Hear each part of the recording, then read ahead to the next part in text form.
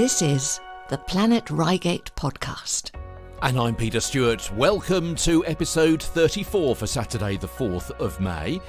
We've got so much in the show for you this week. This is how we're reflecting and celebrating our love of life around here.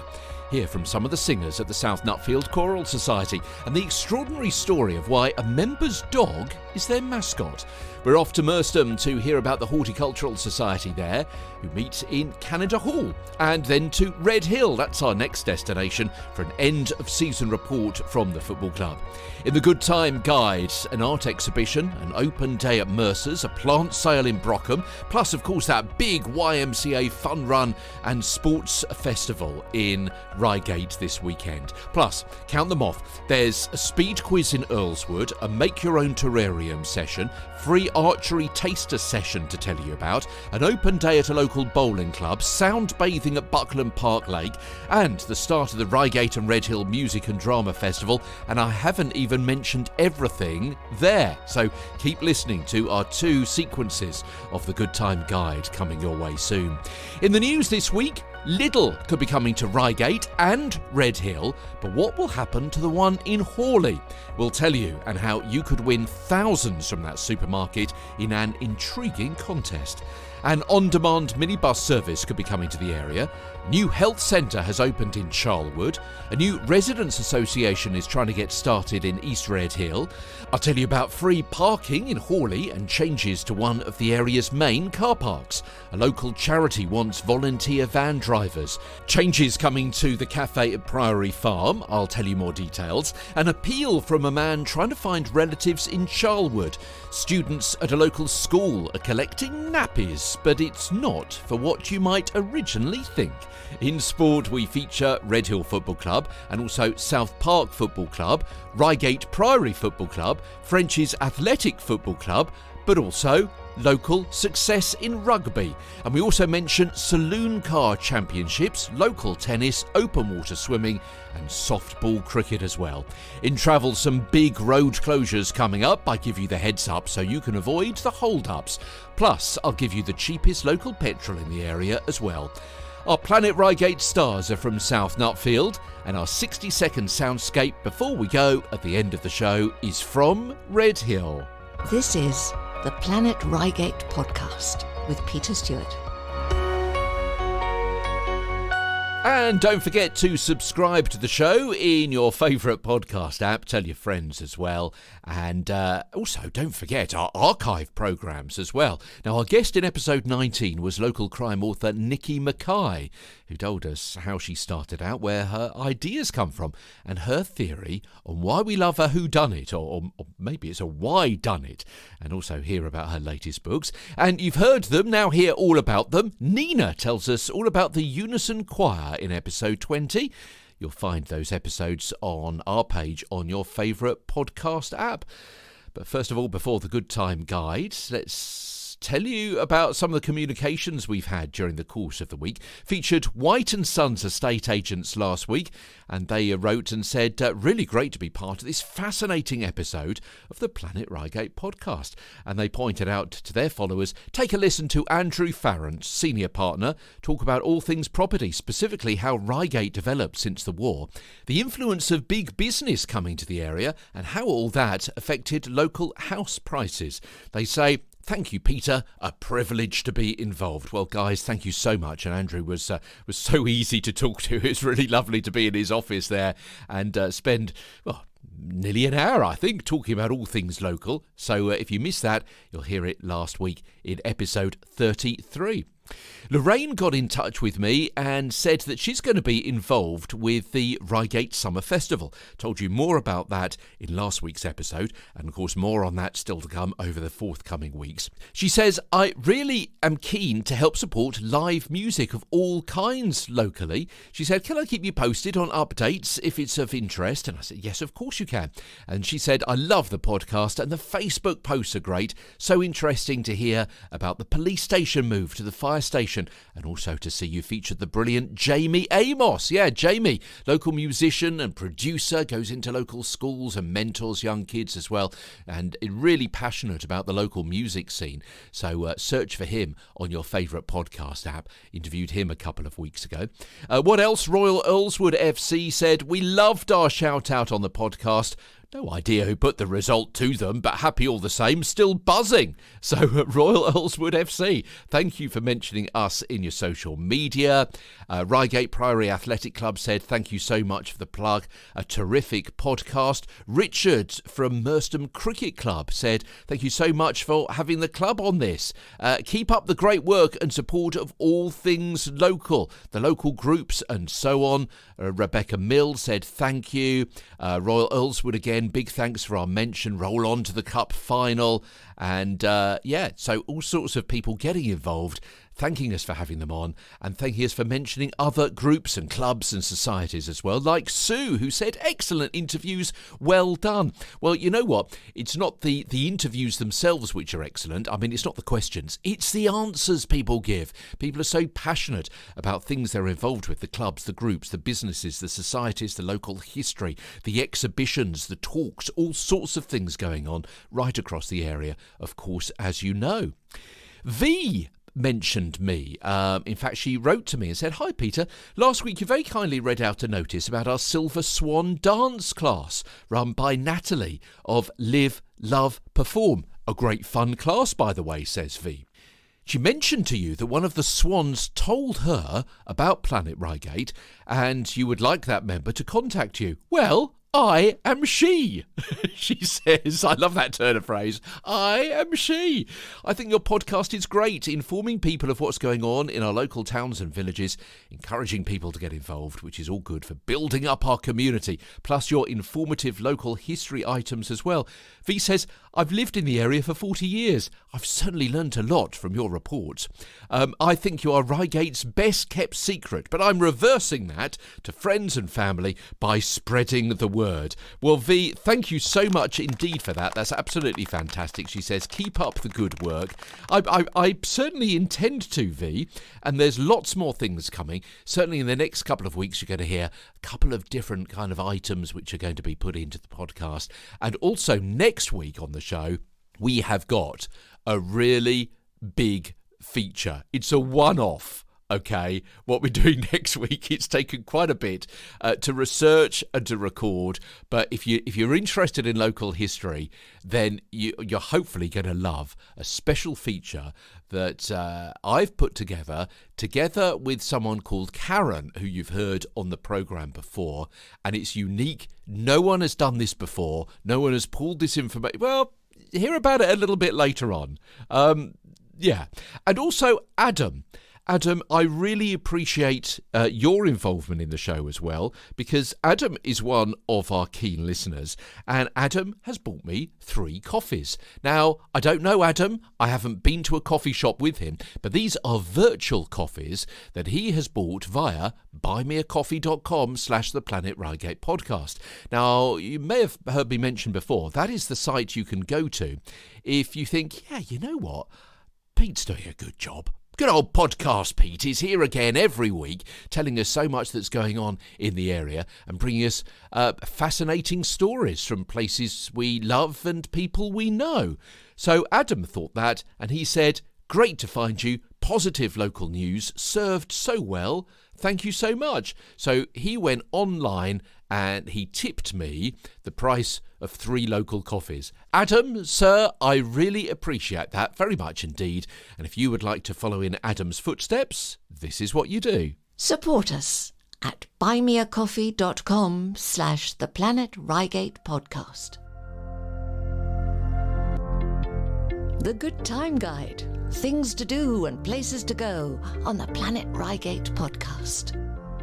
Please remember to subscribe to the show so you don't miss an episode. You can do that via your favourite podcast app. And if you want to mention for your charity, your group, your business, your talk or walk or sport, whatever it happens to be, let us know about it. You can fill out the form you'll find on the planetreigatepodcast.com. Couple of weeks' notice is always good. And obviously, if we share your content, then it would be great if you can share ours as well. What do they call it? Reciprocity, don't they? That's right. So here we go. Saturday, Dorking Group of Artists have their spring exhibition. Now, okay, they're based in Dorking and they just move across Mole Valley to come almost hard against our border of Reigate and Banstead, but it's still well within the Planet Reigate area of Betchworth. Yeah, Betchworth Village Hall, Station Road there. It's just off the roundabout opposite the garden centre. 3rd to the 6th of May, and it's open Friday to Sunday 10 till 5 and Bank Holiday Monday 10 till 4. Now, as I mentioned last week, I went to this last year and it really is very good. I went with my partner and went with my elderly father as well. It's a small hall, but it's a terrific exhibition, and they've got so many different pictures in there, different kinds, different kind of oils and paints and sizes and landscapes and portraits and still life and a little bit of abstract. It really is very, very good indeed. So do get down there if you can and support the guys of the Dorking Group of Artists. Peter's got in touch. He says a great opportunity to see 3 very different acts in a fantastic venue with an interesting history. It's talking about the Double Seven Club in Salfords on Hanworth Road there. Martin Michaels is the modern day guitarist in legendary band The Sweet and has played in Reigate many times. He's joined by Reigate's electro-pop act Pixel Storm and folk rock act From the Workshop, who've played in last year's Reigate New Music Festival. £5 on the door, starts at 8 o'clock. Also on Saturday, may the oars be with you. Yeah, on the 4th of May, they're going to be holding a 1-hour taster session in sailing, windsurfing and paddle sports from 10 till 2 over at Mercer's for anyone aged 8+ of any experience level, organised by Aqua Sports Company down there. There's an annual plant sale including heritage vegetable plants, gardening books, gardening equipment and garden ornaments. And that's being organised by Brockham Green Horticultural Society, so they cover Betchworth, Brockham and Buckland, as indeed we do as well. Synchronicity. Plant sale Saturday the 4th of May, 10 till 12 on Brockham Green. Sunday is the YMCA Fun Run and Sports Festival taking place at Priory Park in Reigate. Now, this is a fantastic event if you've never been to it before. First of all, number one, it's all free. Yeah, YMCA, East Surrey and Reigate and Banstead Borough Council joining terrific forces to host their annual Fun Run and Sports Festival down at Priory Park. Something for everyone, from exciting races for all ages and abilities. There's going to be a climbing wall, there's going to be archery you can try for free. Local sports clubs are going to be showcasing their activities with free taster sessions. It's a perfect family day out and a chance for everyone to... Yeah, what you can do is you can go down and discover new hobbies. You can think to yourself, actually, here's a sport I've always wanted to try, but I've never wanted to kind of commit myself. Let's give it a go. Okay, I kind of like this. Or there's one group there which does something and another group there which does the same thing. Which one do I feel most familiar and friendly with? Which one am I going to kind of get on with? Which one? You can kind of compare and contrast. It really is great. Plus, food and drinks to keep you fueled throughout the day. And it's all happening Priory Park, 10 till 3 on Sunday. And I should say that SES Water is partnering with both the YMCA Surrey Fun Run and Run Gatwick to help those community partners reduce single-use plastic bottles at their events, because they're going to be providing tap water from their custom-built tanker, the Quenchinator. I should have a bit of echo on my voice, shouldn't I, when I say the Quenchinator. All runners and spectators will be able to refill their reusable bottles throughout both events.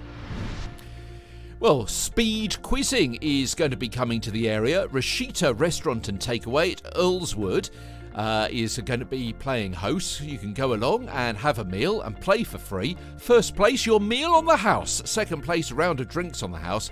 And there's also going to be bonus question prizes as well. So as it's a bank holiday weekend, why don't you go down there? If you want to book a table, 01737 764 125. Also on Sunday, you can make your own terrarium. These are the I've always wanted a terrarium. And you know what? I saw a terrific one about 3 or 4 years ago. A little bit pricey, as they tend to be. And I've never seen the like of it since. And I wish I'd bought it. Do you know what I mean? I've been around various garden centres. No, not as good as the one that I saw a few years ago.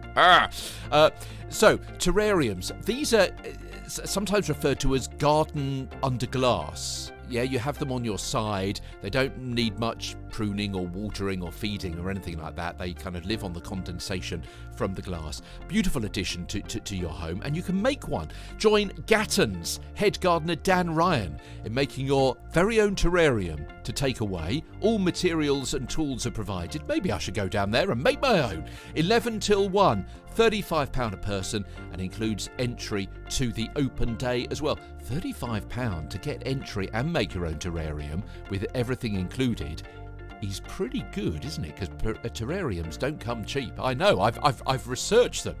As I say, there's an open day at Gatton on Sunday. Enjoy 250 acres of capability brown parkland and Edwardian gardens. Head gardener Dan Ryan's going to be showcasing their oldest and most historic trees in a heritage tree walk at 2:30. You can sign up on arrival.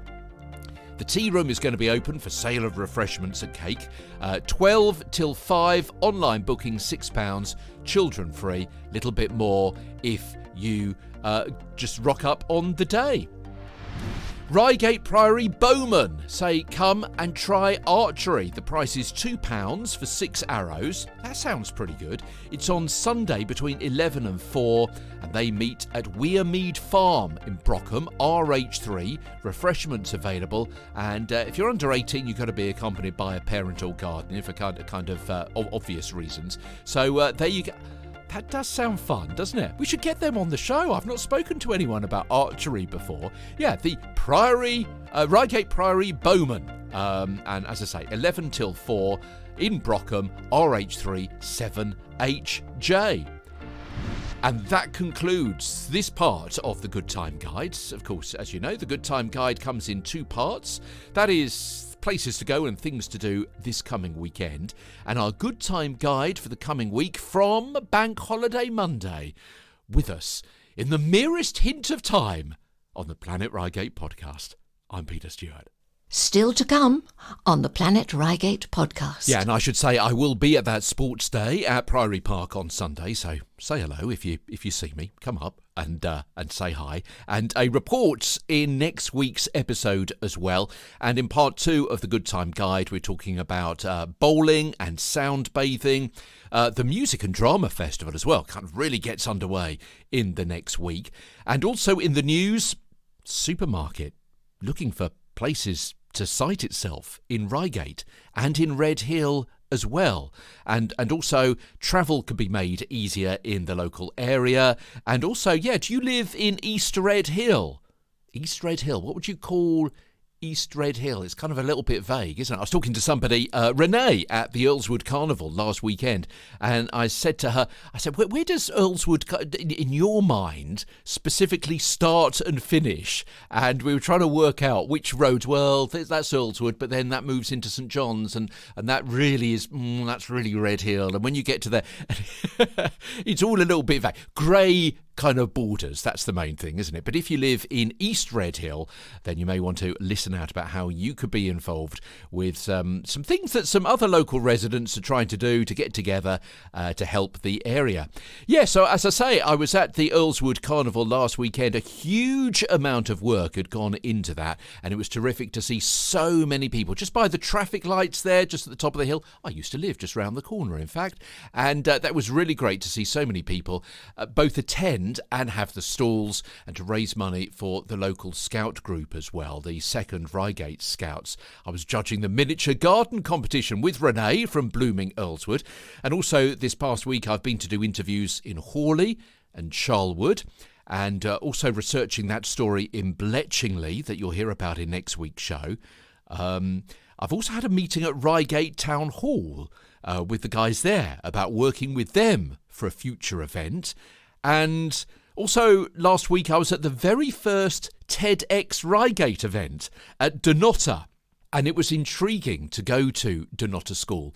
I've never actually been into the building before, and obviously, as you know, over the past couple of weeks, last week was the second part, the week before was the first part, telling the story about the man who built the building that Dunnottar School is now in for a private residence. And I was telling you the story about the life and times of that man, and it was really intriguing to go into that building for the very first time and look around and go, wow, it was really good, kind of fitted together. Actually be in the building where I've told the story about the man who built it and about his life and times. If you haven't heard those two episodes, as I say, last week was the second part. The week before, obviously, was the first part. The successes and indeed the scandal of the man who built the building that Dunnottar School is now in, up at High Trees there in Reigate.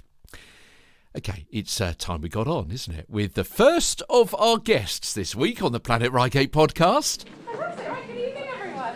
Would you like to stand up? Very good to see you. Well, we've spoken with a few choirs in the past 30-plus episodes, the Unison Choir and the Reigate and Redhill Choral Society, to name just a couple. Now I've been to South Nutfield to speak with members of the group there, hear from members about what singing as a group means for them, in this part of this week's episode of the Planet Reigate podcast. Feeling that stretch, another big breath in and out. Oh, we're all so relaxed. Lovely.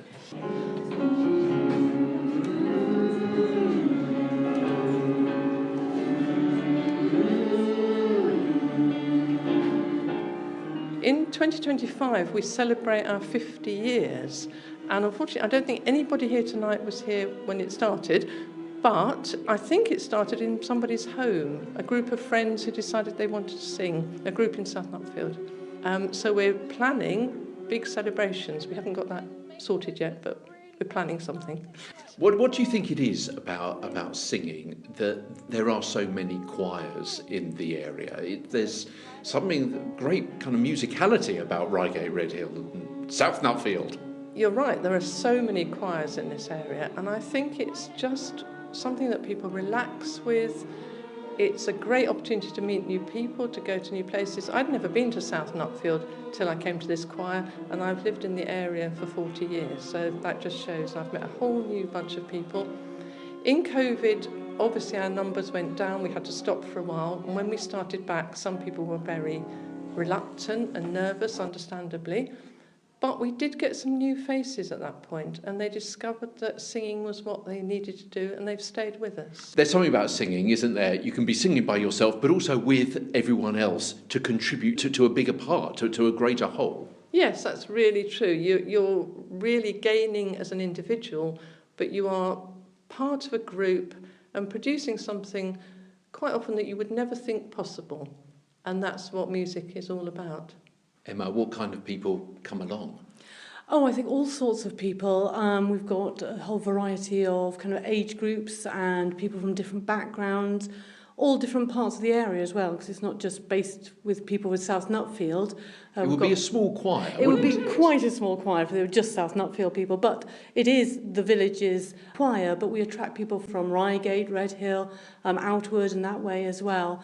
And it's just a really eclectic mix of people who've just come together because they enjoy singing. And how much experience do they need to have? I mean, are they kind of auditions? Do they have to read music or...? No, for this choir there are no auditions at all. You don't have to read music. And what's wonderful in this choir is that our fantastic musical director is so good at bringing out the best from people and enabling them to be a really important part of the whole group when we're singing. So over the course of time, as you kind of stand there, if you're not a music reader, you're given the music to follow and you kind of start beginning to learn, and it's kind of a new skill.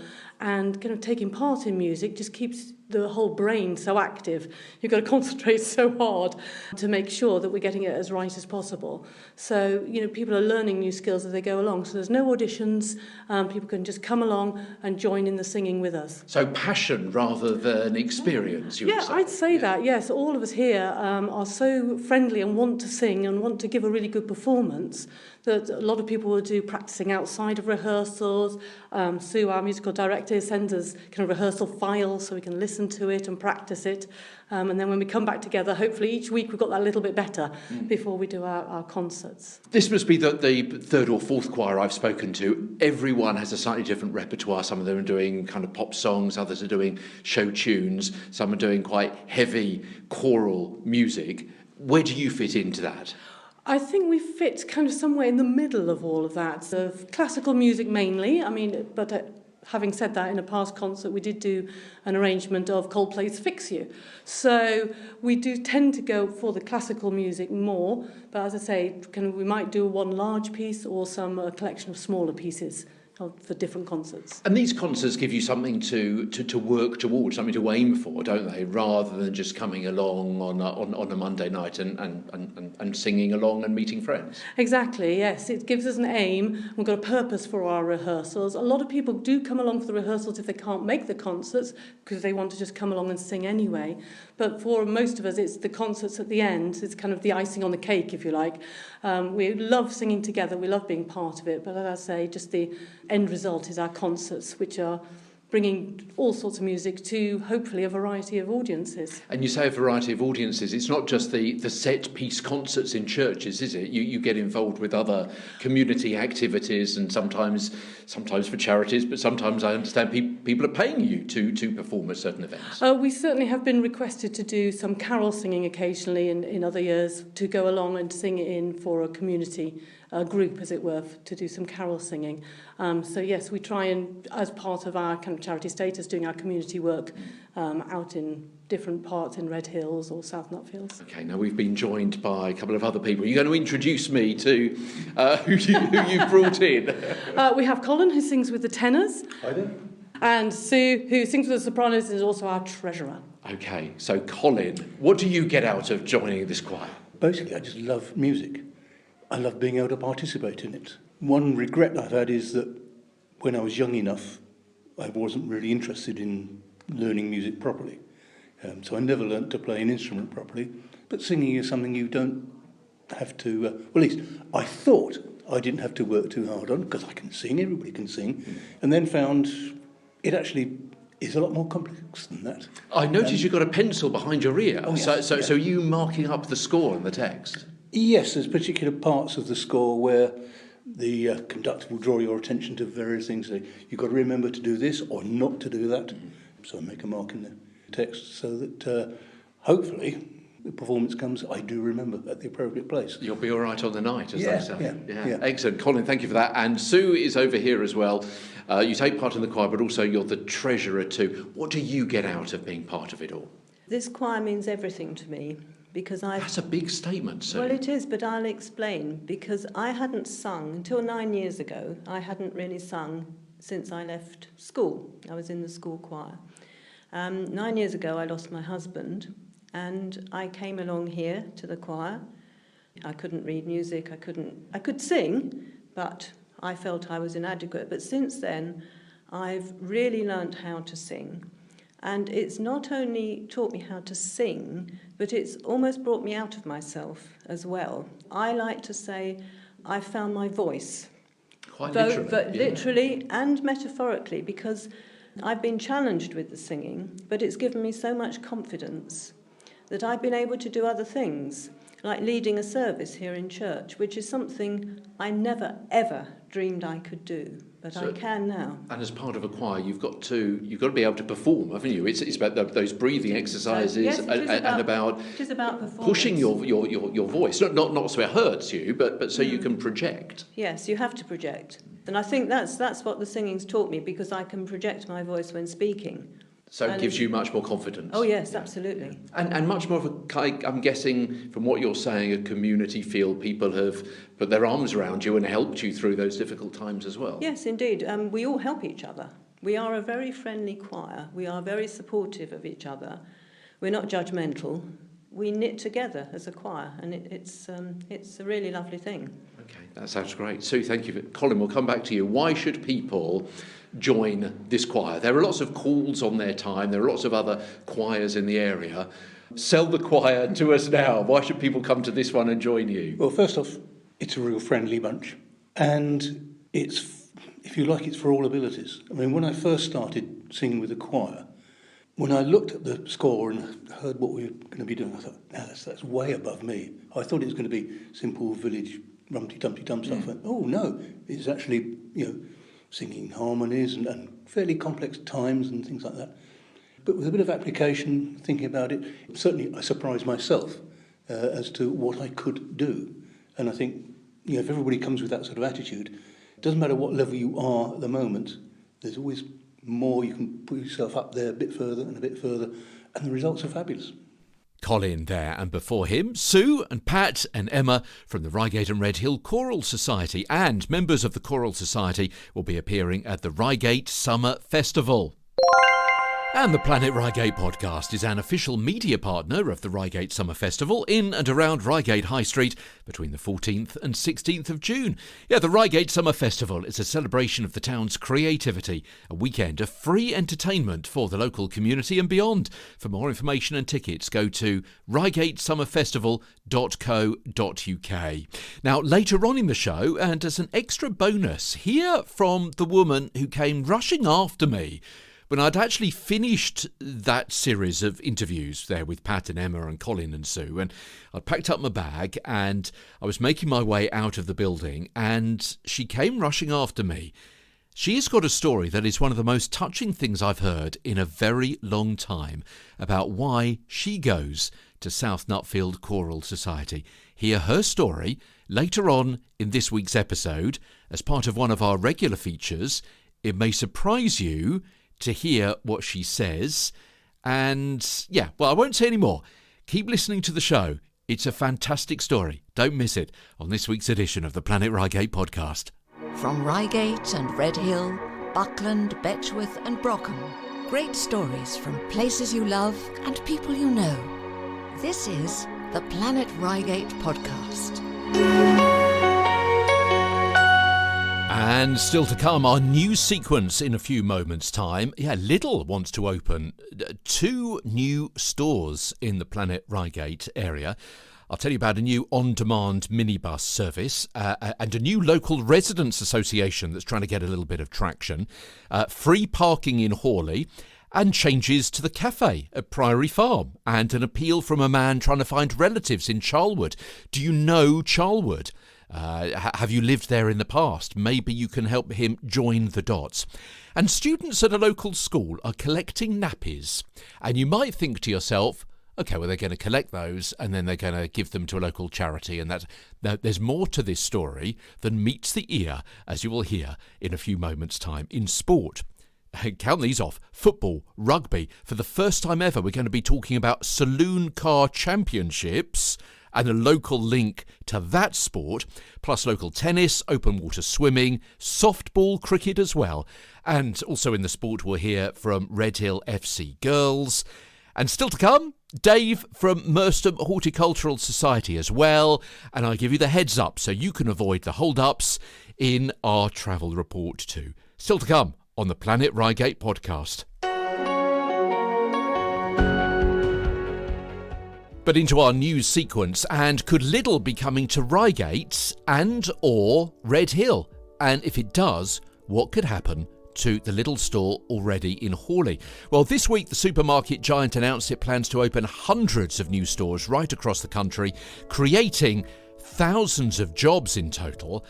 Lidl saw its revenue increase to £9.3 billion in the year to February 2023. That's up 18.8% in the previous year. It's also seen record growth, with its market share now standing at 8%. So the supermarket chain looking to build on its success by opening hundreds of new stores. And the German-owned budget chain beats mainstream supermarkets because in November last year it was revealed that both Aldi and Lidl are winning over the Waitrose crowd, with affluent families making up 54% of their shoppers. So, on the company's list of target locations they want to be in, Reigate and Redhill. They also want to move the store in Hawley to another site in the town. Where could they be? I wonder where they could be in Redhill. I mean, I wonder if there's a big unit in maybe a shopping centre which could be going begging in the next few...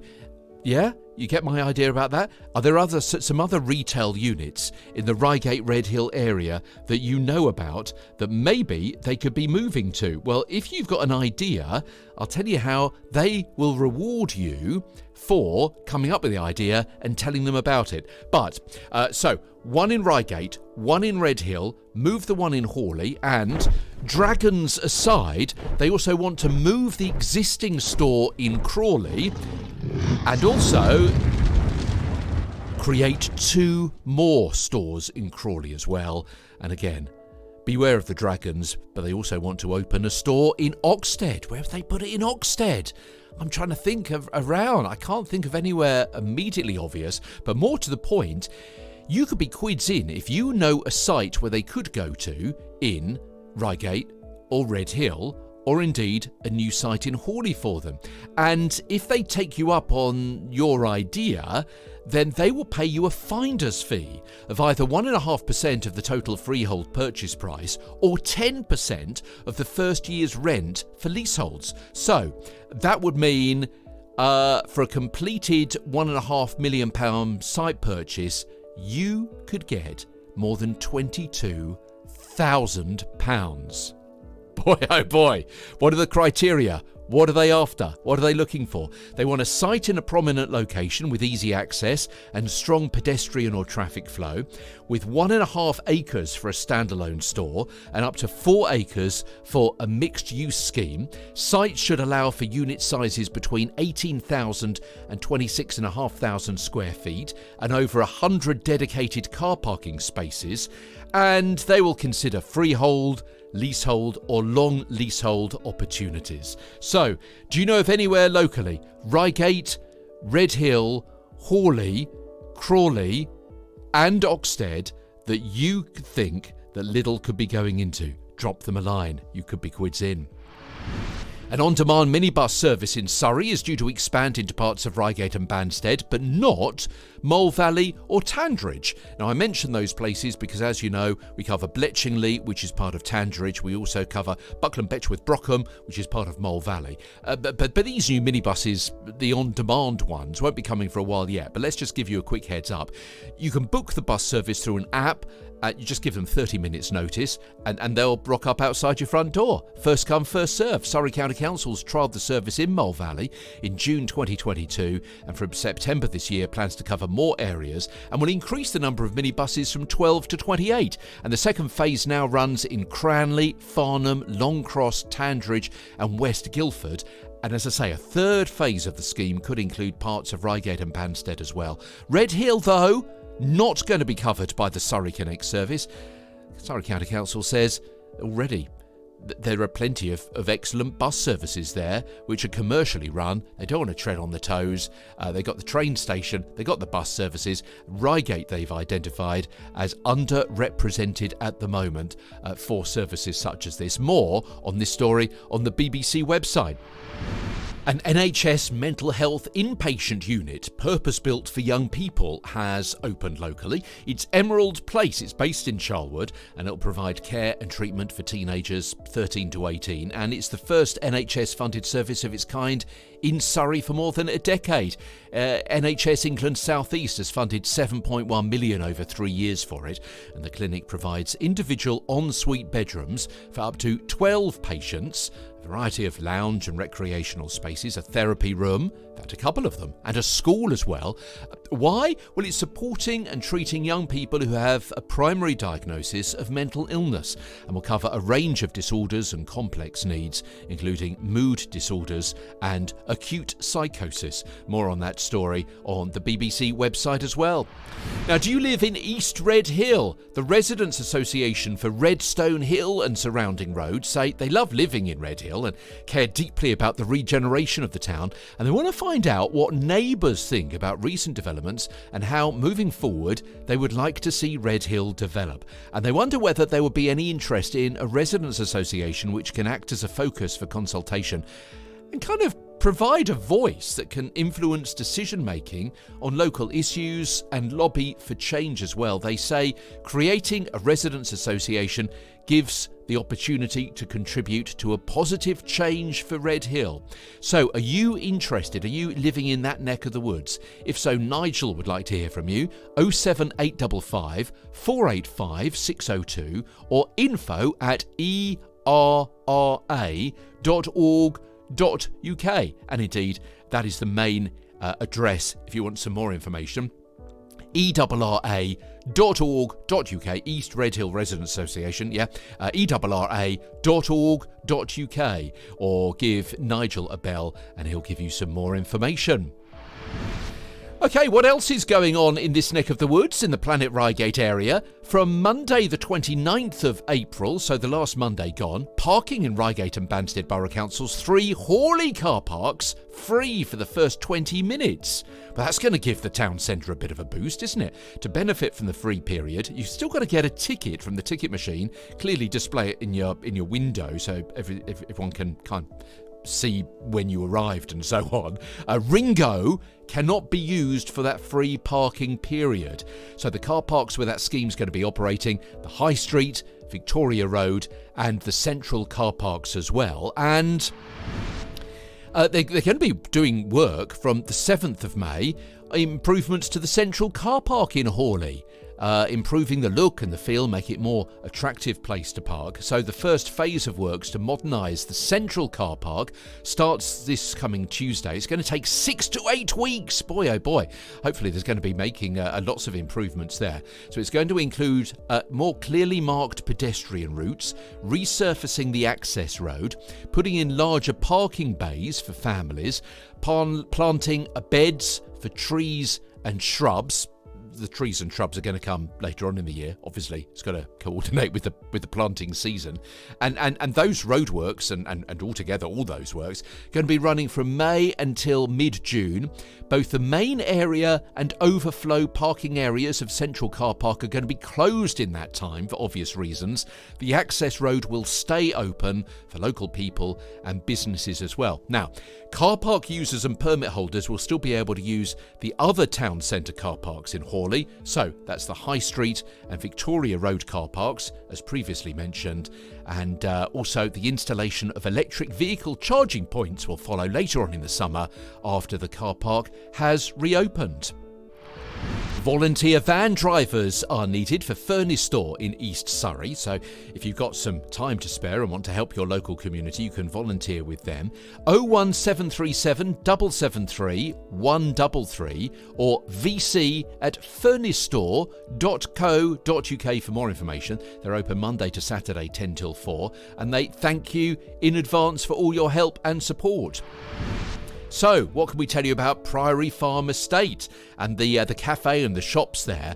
As I mentioned a couple of weeks ago, it's great down there. And when I was there last year, me and my partner were thinking to ourselves, well, we didn't just think it, we discussed it. We said, okay, this could do what's going on. They need to move that to there and they need to improve that bit. And if I was them, that's a bit curious. And now it's all clear. They're in the process of reinventing themselves, because last week their cafe, retail and marketing team spent the day in London on a bit of a research trip, getting inspiration from the Garden Room Cafe there. And they've announced that the last phase of their cafe expansion will be closing their existing indoor dining and service area and creating an entirely new space. for dining, an order counter, an expansion of their bakery display as well. They spent a few hours up in town with the Churchill China team exploring options for new crockery. So they're really excited about that, they were saying on social this week. And they say, OK, well, it's going to be a little bit inconvenient while the changes happen, but we truly appreciate your patience and understanding, they say, and rest assured the end result will be well worth the wait. So it's going to be interesting to go down there in a few weeks' time and see the new crockery and see everything that they've refurbed, they've reinvented and they've reintroduced. That appeal I was telling you about a little bit earlier on, Tim says, I'm not sure if the Charlwood community will be able to help, but I've today discovered I've got connections to Charlwood. Now, this is Tim's story. He says, I was adopted in 1964. My birth mother lived at Spicer's Farm in Charlwood. Tim says, I'm wary of giving out too many personal details because I appreciate adoption was a very different matter back then. But I was born William M. in August of 1964.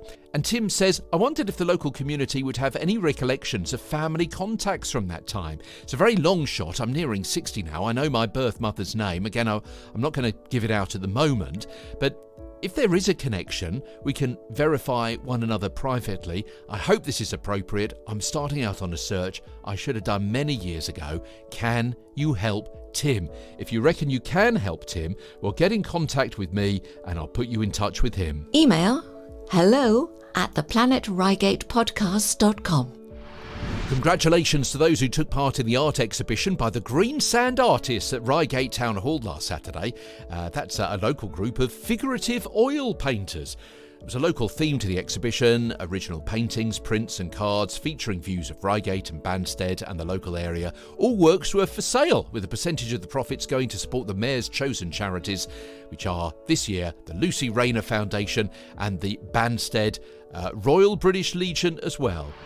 Something unusual going on at Dunnottar on Friday the 17th of May, so in a couple of weeks' time, years 7 and 8, and on Friday the 24th, years 9 and 10, their pupils are going to be taking into school 1 or 2 packets of disposable nappies, preferably sizes 6, 7 and 8. And OK, they are going to be donated to Stripey Stalk, but between them arriving with the nappies and those nappies leaving to go to Stripey Stalk, pupils are going to be competing to build the tallest nappy tower in their house groups. And more packets of nappies used before it collapses, the more house points. Which sounds great fun, doesn't it? I hope they're going to be posting some video of that on social media so we can all see. The Planet Reigate podcast. Great stories from Reigate. And a very special story in Planet Reigate Stars this week. It's something we haven't done before, so listen out for that.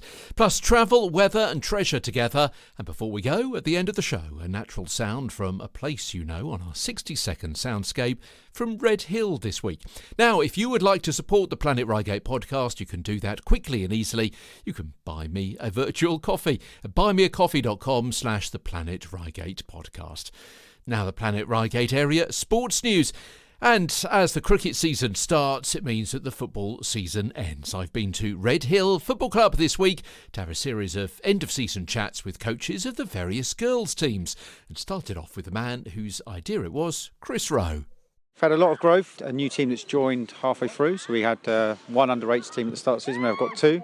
Our under-10s have done very well. Recently won runners-up at a tournament we were at. The under-8 Pandas have won a runner-up at a tournament we were at recently as well. Our under-12 Ravens team were on target to probably win the league, but we've had quite a few injuries. We've had a few arms and leg injuries, so that's faded away a little bit. But the under-12 Robins have had a good first season, and we've got an under-13, under-14 team that have been playing in the Flex League, which have done very well. So, yeah, we've gone from 8 odd players last season to sort of 80 odd registered now, and I think by the end of this summer we'll probably have around 150 players across 12 teams across probably 8 different age groups. Let's walk over to one of your colleagues over here, because when we spoke last time, this was all part of your aim, wasn't it, to grow the girls and the women's football here at Redhill over the next forthcoming months and years? Yeah, actually in the under-8s bit, we're just about to talk to Scott Wallace, who heads up the under-8s bit. We've actually grown from one team to two teams within a season, which is unheard of. You normally have to sort of wait till next season. So Scott, how's it gone? You've increased the number of girls in your teams. It's great to see them all out, to be honest. Who would have thought, like, if you would have said this like 10 years ago, girls playing football, you would have been like, no chance. And what are they saying to you? Because I guess to them it's a kind of, why not? Everyone just associates it with a boys' sport, and it's... Do they still, or that's really what I'm saying? When you're right, do you just see it as a boy and girl sport rather than a boy sport that you happen to be joining in with? I mean, I've always seen it as a boy and girl sport. Why can't girls play football? Why can't women play football? It's one of those things, you just look to the future now, and you see the generations that are just growing and growing within sport itself. What's attracting them to football? What is it as opposed to, I don't know, netball perhaps, which is more traditionally a girls' sport, which perhaps boys aren't playing netball, are they? But girls play football. The girls just see, obviously, the boys playing, and I'm like, if they can do it, I can do it. Yeah. There's no stopping a girl from doing what a boy does. These girls here, if you speak to any one of them, they turn around and tell you, like, it's a sport for everyone. So what are your thoughts for the next season when you start again later on in the year? Carrying as we're going here, and hopefully, obviously, we can grow it. I think we're like one of the biggest girls' leagues. I'm sure every other club will just jump on the bandwagon as well. I really appreciate your time. Now, congratulations. Someone who I spoke to last time I was here on a Thursday night, there goes a ball flying past us, was Daisy. And the girls actually really looked up to Daisy, and it was really unusual, Chris, wasn't it, that you've got a girl coach here, or a young woman, I should say, really. Yeah, woman. We've actually managed to bring in, actually tonight she's not here, we've got two other female coaches now that have joined the club as well. And Daisy's been brilliant. She's been sort of the flagship female to start some of this off, and she's had some huge success with the team we're going to talk to now, the Raccoons. They've won a runners-up in a tournament recently, and they've grown again. You can see the number of girls here that were here probably last time you came was probably sort of 6 or 7. We're now doubling up in numbers again. We probably have 2 teams at this age group in the near future. So yeah, Daisy's done a fantastic job along with Jake who assists as well. So, this is probably the team we can see probably going on to win a few things over the course of the next few seasons. So we can try and catch Daisy. She's in full flight over here, but The girls are lining up. They're going to be doing it's kind of goal kicks here, isn't it? Right, Varia give you a demonstration. Nice. Hello again, Daisy. Hiya. Thanks very much indeed for talking to us. No worries. How's the season been for you and your team? They've improved really well. We've had a lot of good wins, and we come runners-up in a recent tournament, so we're really happy with it. They've really gelled well as a team. And what comes at the end of the season, though? Is there likely to be a drop-off between the end of this season and the start of the next one? Is that something perhaps you're worried about? Yeah, a little bit. We've got a couple of girls that are different age groups, so we might have to leave a couple behind, or a couple move on from us. But we've got a few new girls come in, so fingers crossed it picks up more, and we've got more trials and that coming through, so hopefully things start to get going and pick up more. What are young girls doing this summer? Are they playing more cricket now? Because I was speaking to Merstham Cricket Club, and they've got girl and women's teams up there now. So is that nice. a natural transition, perhaps in the way that the boys might go from football to cricket and back to football? But maybe, yeah. I think once they get into one sport, it's kind of easier to get into others. They've got that confidence, and it helps them really, as well as the teamwork as well. They're used to going from working with one team to another team. So it works well, yeah. And how have you seen some of the girls develop in their, not just necessarily football skills, but their personalities, their confidence? It's amazing. It really is amazing. We've got one particular girl, Scarlett. When we first started, she was very not confident at all. She was like, we're going to lose this game. We're going to, I'm not good, and panicking. And now she's like, we're going to smash this, girls. Come on, we got this. It's good to see them grow and actually feel proud as well about themselves. And I think feeling proud helps them with their confidence as well, which is nice to see. I like it. Daisy, appreciate that. I'll let you get back to your training. Thank you. Chris, and that's what it's all about, isn't it? Sport as a whole is not just what you do on the pitch or the court. It's how you develop as a person. Yeah. So you can live your life differently, and how you cope with difficult situations, how you interact with people. That's a really good point, and that's one of the key things that we, and Pav will probably talk about that in a minute. Pav heads up our development of the girls bit.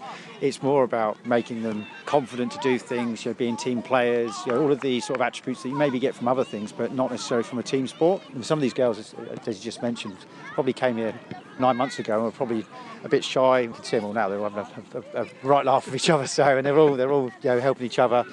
The whole camaraderie piece, I think. And it's really nice to see when you come in here and you see so many girls getting on.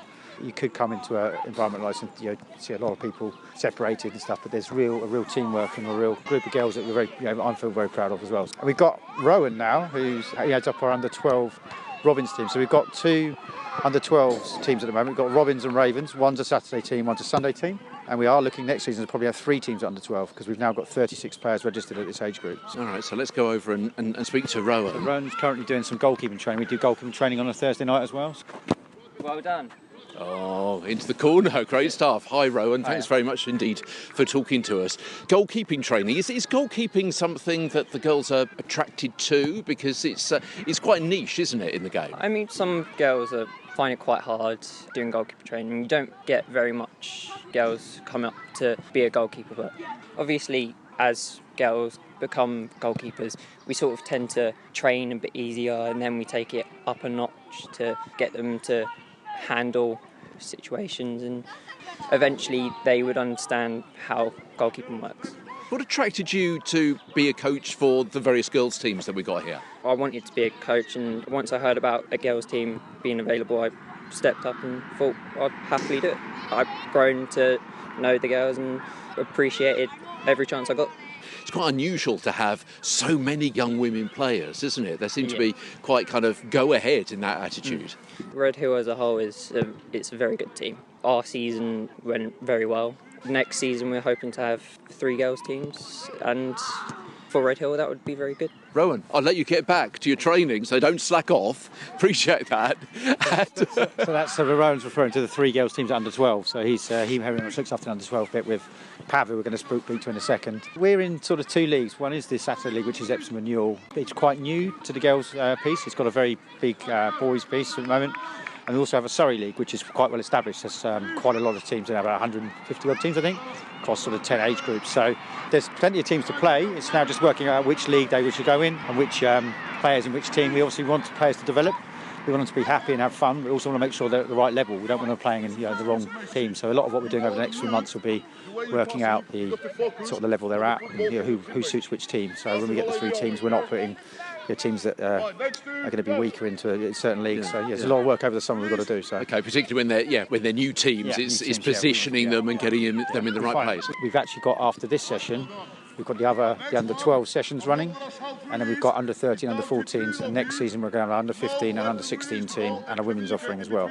This is a full-time job for you, isn't it? It does feel like it, but it's, as I said to you earlier, it's so rewarding. Obviously recently we picked up a few awards for Coach of the Year, Volunteer of the Year, so it's it is getting its recognition, I think, and we are being seen as a sort of a flagship club in the area. A lot of people are coming to us. We have lots of emails and inquiries every day, so we're literally... How are you doing it, that kind of thing? Yeah, we've got a lot of the Surrey FA have said that we're a very good example of how to grow girls football. We've gone out to schools, we've got partnerships with Carrington here, obviously, we've got partnerships with Salfords, partnerships with Limetree, partnerships with RAA, which I've been coaching at today.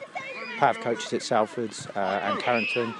I coach at the Limetree. We've gone out to some of the colleges as well, so it's a whole strategy behind this as well. So there's not just, we just walk up down Carrington, all these girls turn up. There's been a lot of work going on behind it. It's all positive stuff, and it's all part of growing the game, and obviously making sure the girls here are happy. So we're walking right across their training session here, but let's grab a few words with Pavel. Hello, sir. How are the girls performing tonight? Good as always. I can't complain. So that was a brilliant bunch. So thank you. And how's the season been for you? How's it been for them? All the girls enjoyed the season.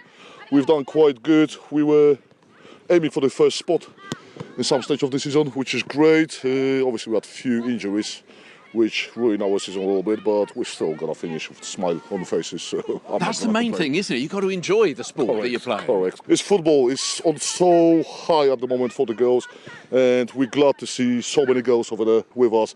I don't know, we expand from 50 to 150 in literally 12 months' time.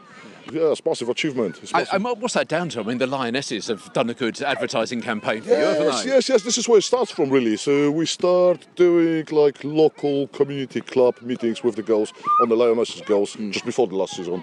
And this is where we start building up on it. You can see yourself what's going on. Next hour is going to be even more girls. So, Absolutely. It's absolutely great. So thank you. Appreciate your time, sir. Thanks very much. Finally, Chris, something that you were really keen to talk to me about last time, absolutely, was the community feel, was the family club atmosphere. And that helps, doesn't it? When the girls are meeting and making new friends, the ones they don't necessarily have at school in their class, they're meeting new people. they enter a new community, a new family that's going to look after them and be with them for the next several decades. Exactly that. And it's not just the girls, it's the parents who are now meeting on the sidelines. There's lots of lift sharing, there's lots of, can I help you, can I pick someone up for you, can I drop off this? My daughter has now friends across this club that come from 4 or 5 different schools that she wouldn't have met before, sleepovers, they come to parties with them. And that's important as well. That's character building. A whole new group of people that they would have never met before. So it's not that they're then just, I've got to play football with them. It's actually they get on very well, and then there's relationships. And we do a lot of events outside of here as well. I was going to say, how do you keep that momentum going through the summer months when football isn't traditionally played? Myself, Pav, probably Daisy and a couple of the others will be doing summer coaching, so we'll be doing probably a Thursday and a Saturday alternately, and then we'll be running some summer camps as well. And we're also doing an under-5 session. So yeah, we're going to carry on doing a lot of it, but we have got events. There's obviously the Euros for the men during the summer, so we're going to get on board with that, and we're going to get the girls watching some of that. There's an FA Cup final coming up for the girls, so we're doing some around that, and we're going to use Kilnbrow, which is the Redhill Stadium, to do some of the events. There'll be some end-of-season awards we've got that are coming up on the 5th of May, where all the girls get together, and the boys in the club and the senior club, so 500 people will be there for that. And then we've got an end-of-season tournament as well. So there's lots of things going on that will keep the momentum going. But the main thing is that, if you want to get involved, Redhill Football Club's the place to be at the moment. We're growing at a huge rate, and we've got the people and the volunteers to help us. Looking forward to the next season and hopefully the next 2 or 3 seasons. So. Well, congratulations on the last one. Seems to be going from strength to strength. If people want to get on board and ride this exciting train with you, how do they get in touch? If you go via Facebook to Redhill Youth, the Redhill Football Club website, redhillfc.com. There's the inquiry page through there. Or you can email femalefootball@redhillfc.co.uk. Or contact myself, Chris Rowe, via Facebook or 07785 274 757. We're readily available. We're out promoting. You'll probably see our posters in schools. If you don't see one of them, then contact us directly. Chris Rowe there. Thank you to Chris and his colleagues there at Carrington School the other afternoon, and they are specifically after players for their under-15 and under-16 teams for 24-25, and in fact there are some training sessions or trial sessions, so that means your child will be in either year 10 or year 11 from September 24, Wednesday the 8th of May and the 15th of May from 6:30 to 7:30. Lee is the person to get in touch with, 07841 537767. And in fact, they've got their annual awards and fun day on Sunday the 5th of May, so this coming Sunday at their Kilnbrow ground next to East Surrey Hospital, just there by the bridge. They say they're looking for items for the raffle if you want to contribute. Still got time for that, and it's not just a day for existing members and players. It's open to the whole community and everyone interested to join in. There's going to be bar, food vans, bouncy castle, raffle, tombolas, beat the goalie, various fun games and so on, and award presentations for current players and more. And the current Redhill Seniors first team will also be there as well. Well, congratulations to various teams. First of all to South Park Reigate FC for their under-15 youth on winning the Surrey Youth League Premier Elite Division. A great achievement for all involved. And also to Reigate Priory Football Club, because their A team secured the Mid-Sussex Division 4 North title last Saturday. Well-deserved back-to-back promotion for them. They follow in the footsteps of the reserves, who also won the Division 1 title. And French's Athletic FC, Surrey Intermediate County Cup champions 23-24. It's the third successive County Cup final. They won 2-3, only lost one game in the competition over the last 3 seasons. Boy, oh boy, that is pretty special, isn't it? And just as we were producing this week's show, we learnt that South Park FC beat Farnham Town FC 1-0 in the Surrey Premier County Cup final. Great to see so much local support as well for South Park from our other local teams as well. Now here's the moment they lifted the trophy.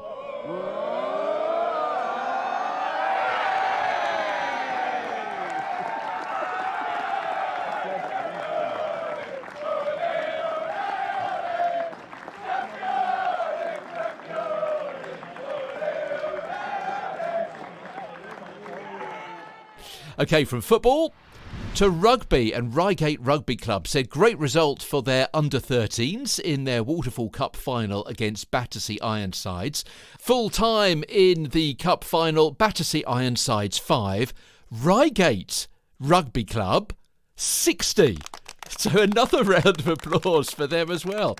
One-time Reigate Grammar School student Lizzie Hanlon made her debut on the international stage for England Rugby against Ireland at Twickenham last weekend. As captain of the girls' rugby team during the 2018-2019 season at RGS, she now plays for Exeter University and Exeter Chiefs in the Premier Women's Rugby League, and she's the first Reigatian to become a full England international in rugby union. And also, let's continue talking about rugby, incidentally, because Reigate Rugby say, got a little update for the works that are going on there. They've had their top pitch drainage laid, scaffolding has been put in for the solar panels, and a shower dividing wall has been put in as well. So things are coming along nicely there with their works and their refurbs. Over Easter weekend, Luca from RGS took part in his first competitive race in the Junior Saloon Car Championships at Brands Hatch. Despite having no prior race experience, he qualified 7th against many drivers who've taken part in the competition for several years. Luca then finished 5th in the first race, winning the rookie class out of 22 cars, and 10th in the second race, second in the rookie class, and now leads the rookie championship. Congratulations indeed to all of those teams and all of those individuals who've really done so well and represented the Planet Reigate area in their various sports. Now, yes, absolutely right. 2 mentions for RGS this week. Just to say, I've written to all of the local schools in the Planet Reigate area and asked all of them to send me their mentions, whether it be sport or academic, fundraising appeals, maybe a school trip, something unusual going on, a new science lab, whatever it happens to be. So if you would like to send me a press release or the newsletter that goes to parents, then please do get in touch with me, and then I can make sure that your school's successes are broadcast across the Planet Reigate area. Email hello@theplanetreigatepodcast.com. OK, so we've done various sports so far. Let's move on with a few more.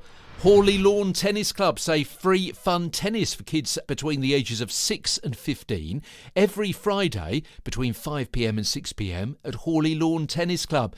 Please book as spaces are limited. Oh, something else that's also going on.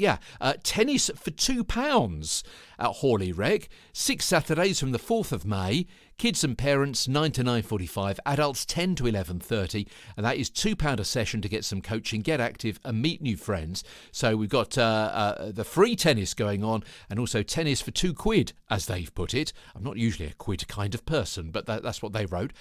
Tennis for £2 at Hawley Rec. So if you want to get in touch with them, it's a complicated link, so email me and I'll pass on the details. Email hello@theplanetreigatepodcast.com. Open water swimming sessions are now on 6 days a week. Wednesday and Friday evening sessions have started for the summer season at Shack over there at Buckland. We continue to be open on Tuesday, Thursday, Saturday and Sunday mornings, they say. And also they continue, if you're new to it, just give it a go. The lagoon is a beautiful, clear, freshwater lake with qualified lifeguards looking after all of our swimmers at almost every point around the lagoon, so you can put your feet down at the edge and stand up if you want to. More details, theshack.co.uk, and it's the SHAC. Come and join the Reigate Priory Cricket Club women's softball cricket team for a relaxed, friendly introduction to the game. Whether you're a seasoned player or a complete beginner, everyone's welcome. Equipment's provided, so just bring yourself, they say. Water and trainers too. Come by any Tuesday to join in the fun. Website regatepriorycc.co.uk, and all that happens at Park Lane in Reigate, Tuesdays 7 to 8:30. More details rplamas@gmail.com. The Good Time Guide. Things to do and places to go on the Planet Reigate podcast. On the way, travel and weather and treasure together. But first, our Good Time Guide, part 2. Yes, our Good Time Guide comes in 2 parts. Earlier we heard places to go and things to do this weekend. Now our Good Time Guide for the coming week from Bank Holiday Monday. And we'll start off with, come rain or shine, it's a Macmillan Tea Party time. Bank Holiday Monday, 6th of May, Brockham Green. Pop in from 2, cakes, tea, raffle and fun. And for one day only, the Jebbit Cream Tea. Well, that sounds interesting. I don't know what a Jebbit Cream Tea is, but anyway, that sounds interesting, doesn't it? As I say, more details, Brockham Green from 2 o'clock. Hawley Bowling Club, open day, 10 till 2 on Bank Holiday Monday. Hawley Rec, try bowling for free, bowls and coaching provided. Wear flat shoes or trainers, pop in and watch.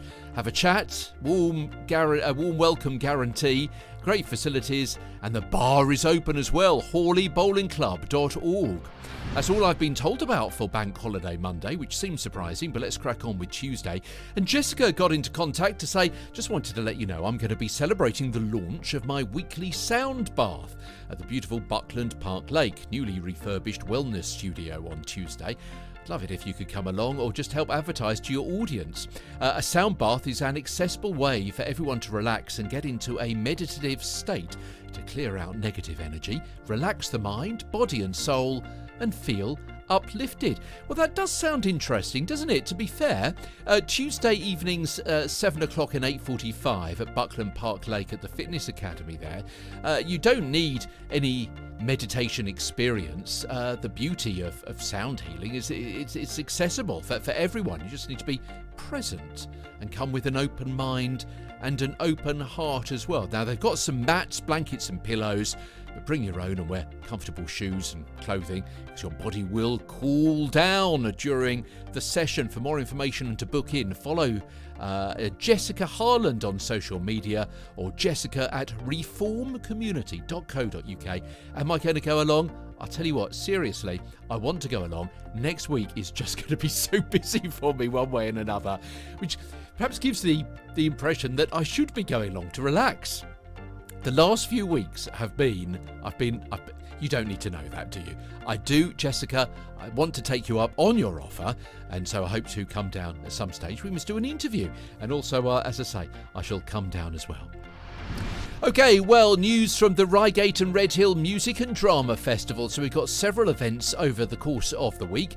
And on Tuesday, it's the Woodwind Senior Competition between 4 and 9 at the United Reformed Church at Shaw's Corner, right there by the War Memorial. And also choirs 4 till 9 at Reigate Park Church, Park Lane East. And the Planet Reigate podcast is proud to be an official media partner with the Reigate and Redhill Music and Drama Festival. That main festival is up until the 19th of May. See rrmdf.org.uk for details. That's rrmdf for Reigate and Redhill Music and Drama Festival for details. Guys, I really hope it goes well. I know you've had hundreds and hundreds of entries. It's always really, really popular. So many people giving up their time, so many people showing their talents to other people, and it's more of a festival. It is a festival. That's what it's called. It's not really a competition. Hopefully everyone's going to get something out of it. Fantastic. Looking forward to it. Okay, let's move on to Wednesday.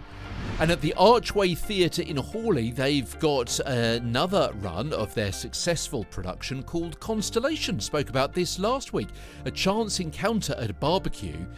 And is there a spark between a beekeeper and a quantum physicist? They get along, they strike up a relationship, or maybe they don't. They go their separate ways, or maybe they don't. Any future outcome is possible in this multiverse, Constellations. It goes on from May the 8th until the 11th, and the Planet Reigate podcast is proud to be an official media partner with the Archway Theatre in Hawley, where Constellations is playing out. For more information and booking details, go to archwaytheatre.com or phone 0333 666 3366. One more time, archwaytheatre.com, 0333 666 3366. The Pilgrim Brewery has a quiz at the tap room. They're booked in for just a couple of dates, Wednesday the 8th of May and Wednesday the 5th of June, 7:30 start. Teams of up to 6, £2 a person, and prizes. Yes, there will be prizes as well. So the events page on pilgrimbrewery.co.uk for more details.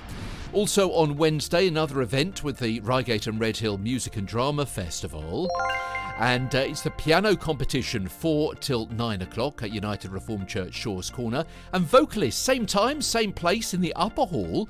And group music, same time at Reigate Park Church, Park Lane East. You know what? You can just go along and rock up, and you can just sit there and watch people singing their hearts out, playing their musical instruments, and having a really good time. Thursday, well, more from the Drama Festival, and piano and organ 4 till 9 at United Reformed Church at Shaw's Corner. Vocalists, same time, same place in the upper hall there. And on Friday, more piano and organ for the Reigate and Redhill Music and Drama Festival. Again, it's at Shaw's Corner, and strings, same time and place in the upper hall. And speech and drama at Reigate Park Church between 4 and 9. The East Surrey Walkers Group are walking on Friday the 10th of May. Park in the Inn on the Pond car park and walk around Nutfield Marsh, Pendle Court, Brewer Street and Castle Hill. A couple of slopes, a couple of styles as well. And if you want to stay for lunch, that needs to be told to Helen in advance. Helen is on 07940 508 443. Start time at 10, finish at 12:45, round about 5.5 miles, leisurely walk, and it's dog friendly. And we always look ahead to the following Saturday on the Good Time Guide. And Brockham Village Hall have their spring jumble sale. All proceeds go to Brockham Village Hall Centenary Revamp. As I say, Saturday the 11th of May, 2 till 4, £1 for adults, children free. And that's all you need to know there. Banners have been erected in the village. Not long to go now. Come and celebrate everything arts and crafts this spring at Bletchingley Spring Arts, Crafts and Food Fair. You can browse 20 amazing stalls, chat to the creators about what they do. There's going to be a spring raffle. First prize, an afternoon cream tea for 2. Well, that does sound good, doesn't it? Guess the name of the spring rabbit, homemade cakes, seasonal marmalade, delicious lunches, and you can park in the village car park behind Lawrence's Auctioneers. That's Bletchingley Spring Arts, Crafts and Food Fair, Saturday the 11th, 10 till 3 at the village hall there. And of course, it'll be another day on Saturday for another event with the Reigate and Redhill Music and Drama Festival. And on Saturday, it's going to be Junior and Intermediate Woodwind between 9 and 6 at Shaw's Corner, URC Church. Piano and organ, 9 to 6 in the main church.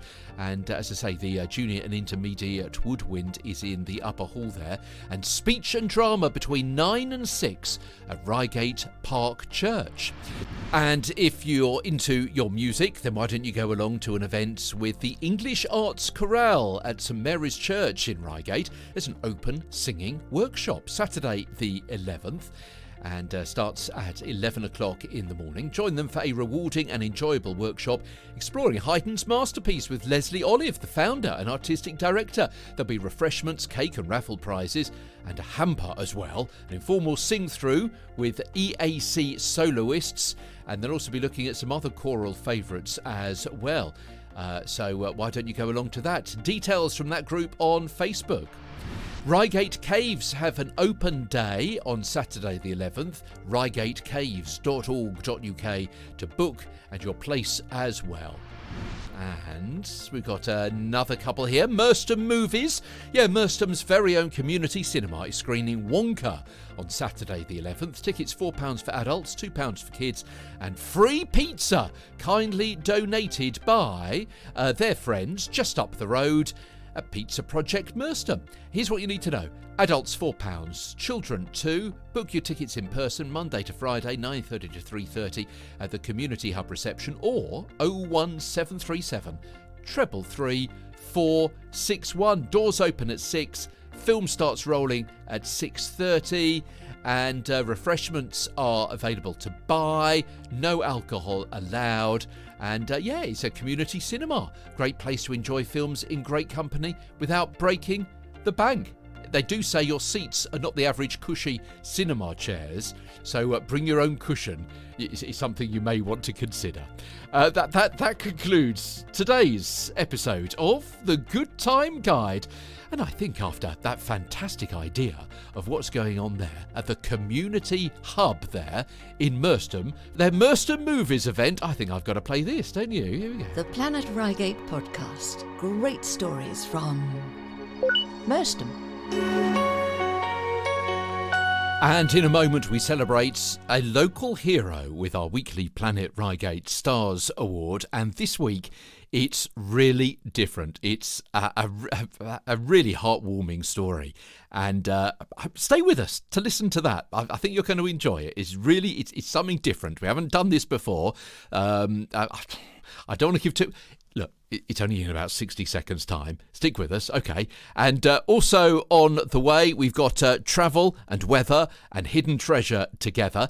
And we've got so much more in our archived shows as well. For example, Renewed Hope is a charity which helps homeless and vulnerable people across East Surrey from their base right there on the Reigate Redhill border. Hear about the work that they do and how you can help in episode 14. And a special report on the career and curious death of local celebrity astronomical scientist Richard Carrington. Yeah, as in the school, in episode 20. Find those episodes on our page on your favourite podcast app. Just search for us on Facebook and YouTube and Spotify. The Planet Reigate podcast is the name you need to know. Planet Reigate Stars. Thanking local heroes who are out of this world. And something a little bit different this week. So earlier on we heard from some of the organisers and members of the South Nutfield Choral Society. And as I mentioned a bit earlier on, as I was leaving, a woman who came rushing after me when I'd finished the interview and was making my way out of the building. She has got a story that is one of the most touching things I've heard in a long time about why she goes to the Choral Society. And in a kind of roundabout way, I've decided that, well, you'll hear for yourself who I think is this week's Planet Reigate star. Here we go. My name is Pat Hewitt, and I've been a member of the choir for a year now, so I'm really a newbie. Okay, so that's interesting. So why did you come along? What was the impetus? What was the push, Pat? I have a friend in a village who's a member of the choir, and she sort of said to me, why didn't I come along and join them for an evening? Because in our little village, we have a sort of a choir at Christmas, and I got involved in that. So I'm a carer for my husband, and this period of the week is really vital for me because I can leave him and all my cares and worries about him at home, and I can come here for a couple of hours and just completely relax for me in the music, enjoy being with lots and lots of new friends that I've made, and it's 2 hours of my week where I can forget a lot of troubles and the worries that I have with my husband at home. And the reason I can be here is because we have a wonderful assistance dog, that if there is an emergency at home, it's our assistant dog who presses our alarm and alerts the paramedics and talks to the community alarm station up in Leatherhead. And when I came here for the first time, the lovely, lovely leader of the choir said to me, why have you joined? And I said, this is the reason why. It's 2 hours for me with music, which I love, and singing, and new friends. I told her about the dog and that I can be here. And to my utter joy, they not only embrace me, which was just lovely, and look after me, but also they've taken the dog to their heart as well. I was so thrilled because at the Christmas concert and at the summer concert, they took the charity that trains these dogs as the charity for the choir. So I felt that they've taken me on board and they've taken the dog on board as well. And I feel I'm amongst friends. What a fantastic story. She's a golden retriever, and she is trained to react to my husband falling out of his chair or falling on the floor, losing his balance, or going into an epileptic seizure. It's the falling on the floor which is her trigger, because following the stroke, my husband lost majority of his speech. And so she will go and press with her nose our panic alarm, which is provided by the Tandridge Community Alarm with their headquarters up in Leatherhead. It flashes once she's pushed it, and then they will come through the phone and they'll say, "Hello, Pat," and if they don't hear my voice, then they know that it's the dog Bo who's pressed the alarm. They will talk to her through the phone, and she will go woof into the phone. They will, of course, then alert paramedics because they know that I'm not there and there's an emergency situation or it needs help. And she will just go and lie at the side of my husband until he comes round. And that gives him a bit of reassurance. Gives him total reassurance that there's somebody at his side. So when he comes round, she will then help him off the floor. He can use her like a hoist, and she'll help him onto the chair. She'll cover him with a little blanket. We've got lots of little fleeces all folded up around our various chairs. And then eventually, if needs be, she will then go and let the paramedics in. We have a tennis ball, a tuggy on the door, and she'll open the door and then go and sit in a basket and say, "Where's my sausage?" I've done that. And I've then got help. So like tonight, I'm here. I have very good friends who know this is my night out. So if there is an emergency at home, the command centre up in Leatherhead will phone them first. Because they'll get there faster. They will get there much faster than I can get there. And so for my husband, while I'm out for 2.5 hours, he's got the reassurance that the dog is at his side. If he drops the television control or drops something, the dog will go and pick it up and take it back to him. So that's help, but also it's reassurance and comfort, isn't it? It's comfort, absolutely. And it's sort of that lovely fact that you've got an angel with 4 paws at the side of the chair, if you like, and that great catalyst for company. And I'm not there, but he'll talk to her about the rugby and the cricket, and she totally understands, I'm sure. But it sounds as though you must have gone through quite a few rehearsals of this to make sure that Bo understands what to do and how to do it in this particular circumstance. It takes nearly 2 years to train these dogs, yes. And these are the dogs that will do, endless commands from. They even get money out of the cash machine, believe it or not. And it's a small charity, and it's been going for 33 years. And the dogs wear a lovely purple uniform when you see them out and about. Can I say the name of the charity? Please do. Yeah. And the name of the charity is Canine Partners. Their motto, our logo, is "Amazing dogs transforming lives," and that's what they do. It's not only to transform my husband's life, but it's transformed mine as well, because I had to give up my career to become his carer. And then life was very hard, and then suddenly this charity came into my life as well. So this wonderful charity saved my life too. So I've been able to go out and enjoy myself, and he's got company too. And you've got peace, you've got reassurance, yes, and he must be, your husband must be pleased that you can get out of the house. Yes. He must love it when you're there to look after him, but he must love it even more knowing that actually you've got time to yourself. I've got time to do something, absolutely. So it's as happy as a sandboy now that I'm at choir, and when he's feeling well, and it lifts my heart when I go in, and I get home about 10:10, and he's put the bottle of whiskey out for me, and I can have a wee Todd. And how does Bo greet you? Oh, waggy tails. My mum's come home. Yippee, tickle tummy, tickle tummy. So she's absolutely wonderful. Yes, love her to bits. Let me ask you a couple more questions. When you're singing, it's more than a sports group, isn't it? Where you're each playing a part and you're scoring as many goals or whatever. There's something about music which you can actually feel as part of a choir when people around you are singing the same words as you are. Absolutely. And it's that spirit of the choir. It's the spirit of music. And I actually say it's the family of the choir, because I'm sort of sitting on the back row, and we call ourselves the naughty back row. But we have such wonderful sort of depth of music, and our leader of the choir explains so many things, and the complications of the music as well. So I'm learning a great deal, not only just being within the community of sort of singing, but also I'm learning a lot, which is great. I can go back singing, and I can put all my cares away for 2 hours, and I can sing. And what happens then when you get back home? You've got a kind of renewed focus. You've got a bit more energy. You're calmer, I guess. I'm perfectly honest with you. I am calmer, and I pour myself a whiskey, and I have a whiskey to celebrate the fact that I've had an evening out and thoroughly enjoyed myself, just 10 minutes away from home. And it gives me sort of something more to talk to my husband. And I can say, well, guess what? Mind you, half the time he's only interested in watching the cricket and the rugby. But I do tell him, hey, we're singing, jazz mass today, and we're singing sort of little light music or whatever. And I can talk to him about the music, and he knows I love music. And I think he's actually very pleased that I've become a member of the choir, because it's given me another dimension. Mind you, I can sing to him at home, and he says, oh, for heaven's sake, shut up. And even the dog says, oh, Mum, stop singing.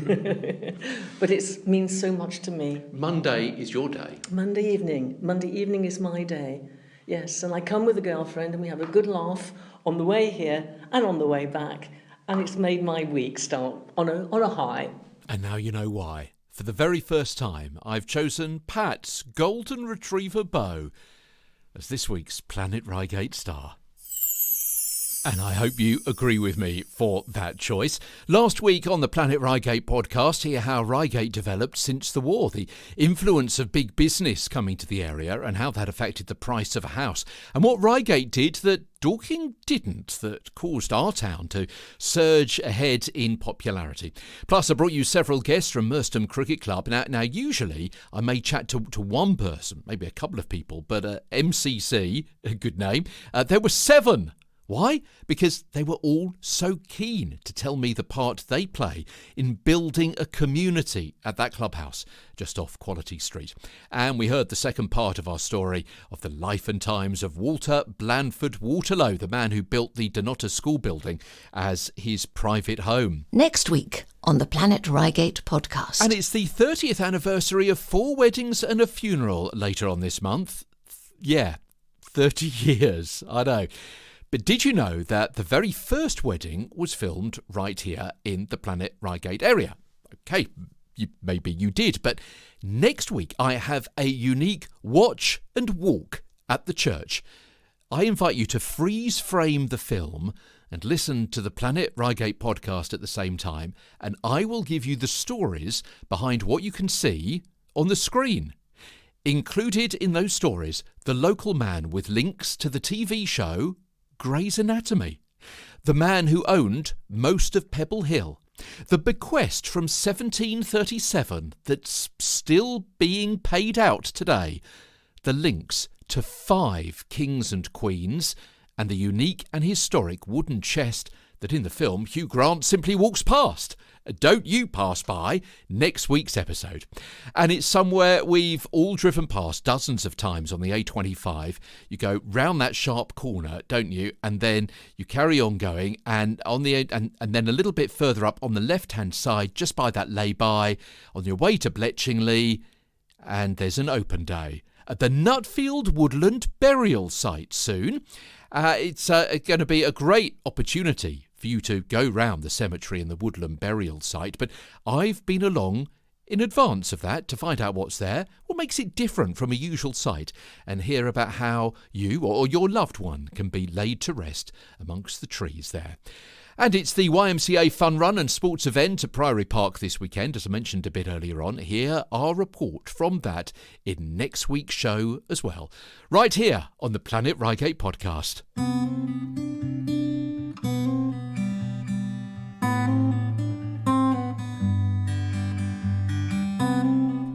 And this is the Planet Reigate podcast with me, Peter Stewart.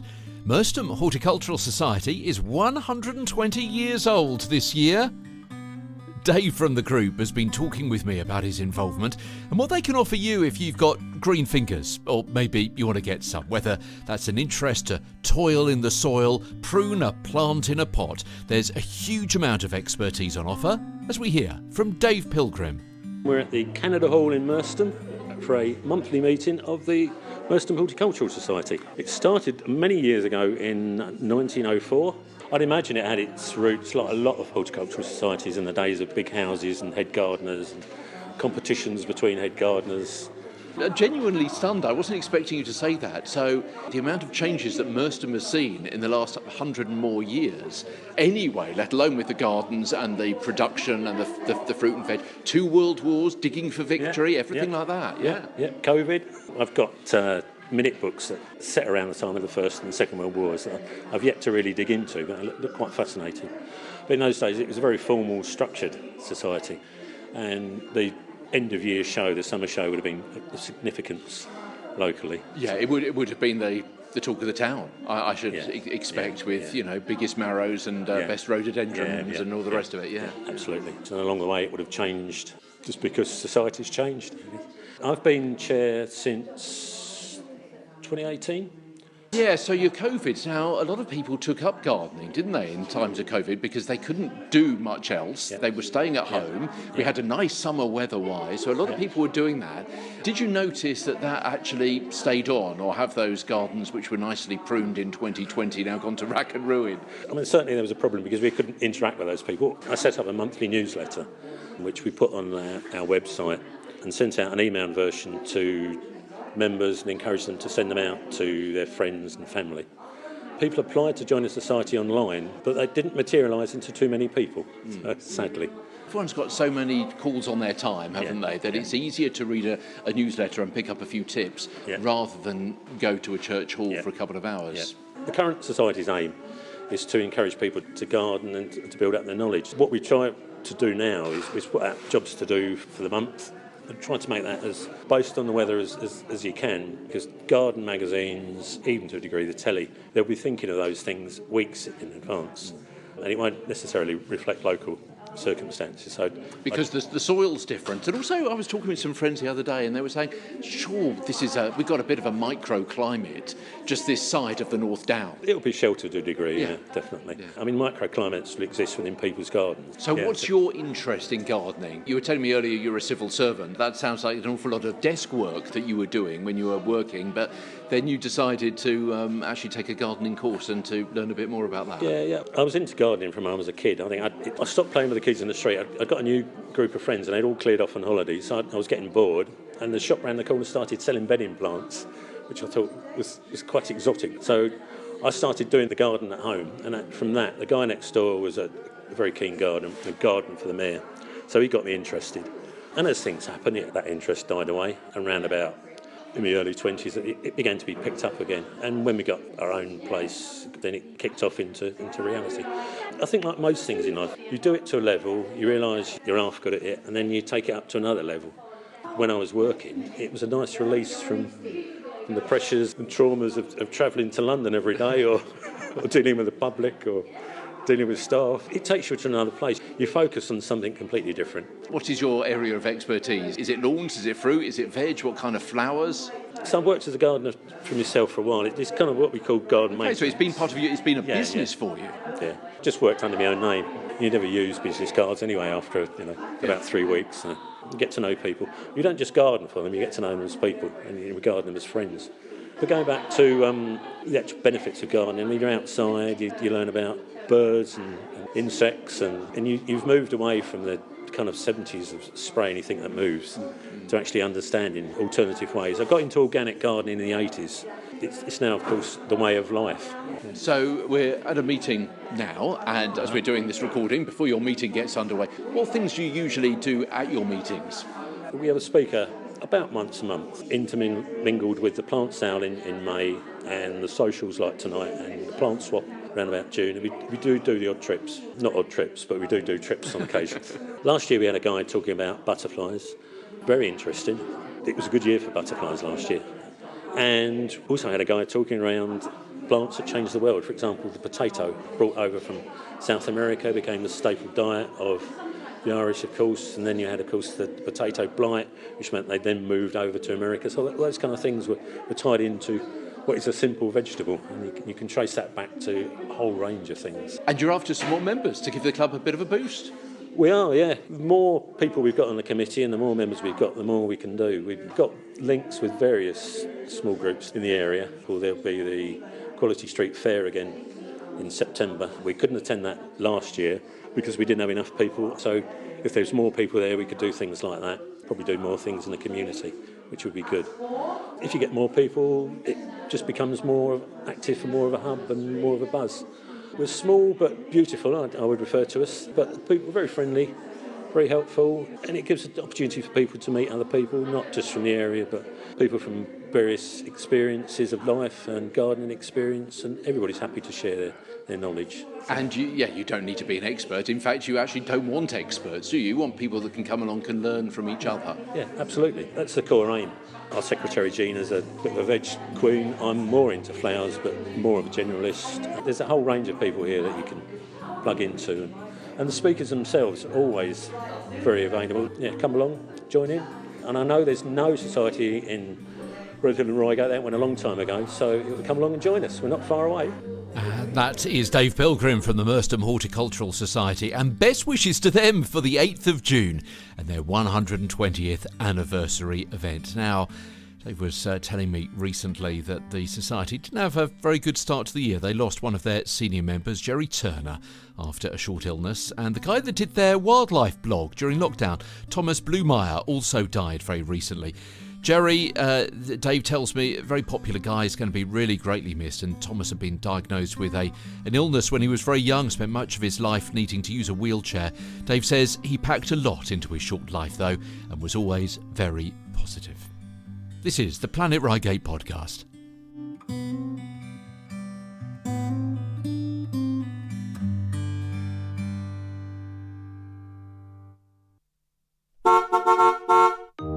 Planet Reigate area travel news. We give you the heads up so you can avoid the hold-ups. M25 is going to be shut for a full weekend for the second time this year as work on that Junction 10 improvement scheme continues. So that's going to be between junctions 9 for Leatherhead and 10 for Wisley between 9 p.m. on Friday the 10th of May. Not long to go now, guys, till 6 a.m. on Monday the 13th of May. Ongoing roadworks in Reigate, Dover's Green Road, Cockshot Hill and Prices Lane till October. Redhill, Earlsbrook Road until December, Salford's West Avenue till October. Charlwood, Russ Hill Road is going to be closed for 7 weeks from Monday for essential gas repairs. That's until June the 28th. Also, these coming into us in the last few days, Meath Green Lane in Hawley. That's going to have two-way lights until the 10th of May. Stone Court Close in Hawley.